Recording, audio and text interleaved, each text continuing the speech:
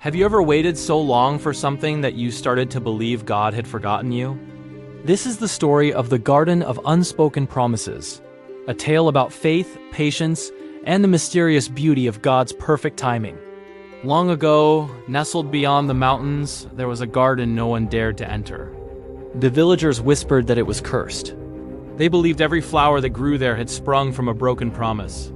When the wind rustled through the petals, it sounded like the whispers of prayers that were never answered. The people in the nearby village built their homes and their temples, but they always kept their distance, never daring to go near that garden. It became a lonely place of silence and sorrow.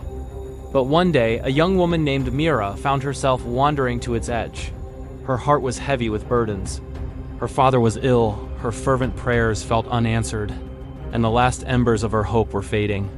She looked at the desolate garden and thought to herself, maybe my broken promises belong here too.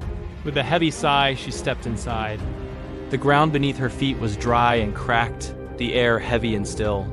Flowers of strange, muted colors grew from the dust. Some were wilted, some half-bloomed, while others glowed with a faint, ethereal light in the afternoon sun.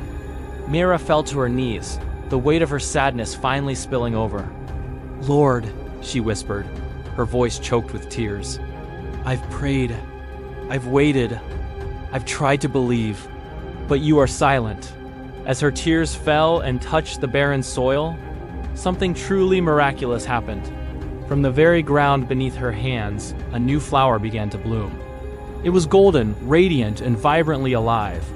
Mira drew back, her eyes wide with astonishment. And then she heard it, a soft, gentle voice carried on the wind. It said, "Not every promise is broken. Some are simply waiting for their season."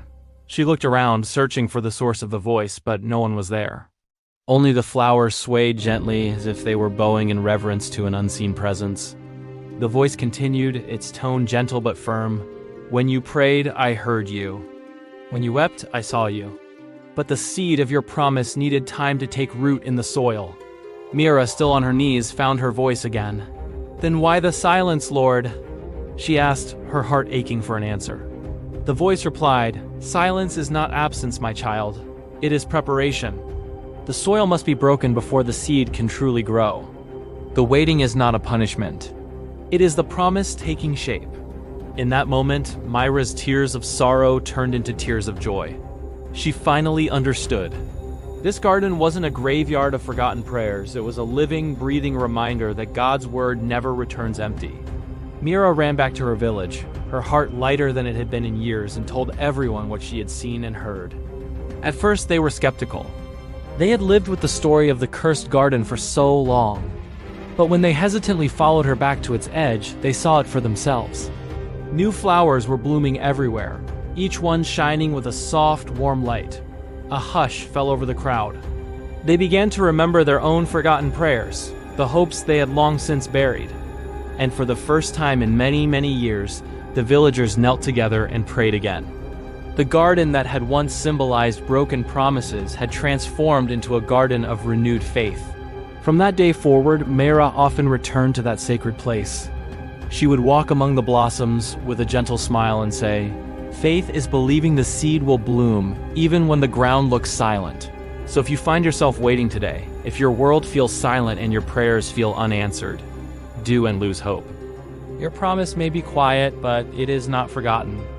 It's simply waiting for its perfect season to bloom. Thank you so much for watching. If this story touched your heart, please like, share, and subscribe for more content that inspires hope and faith. We'll see you in the next video.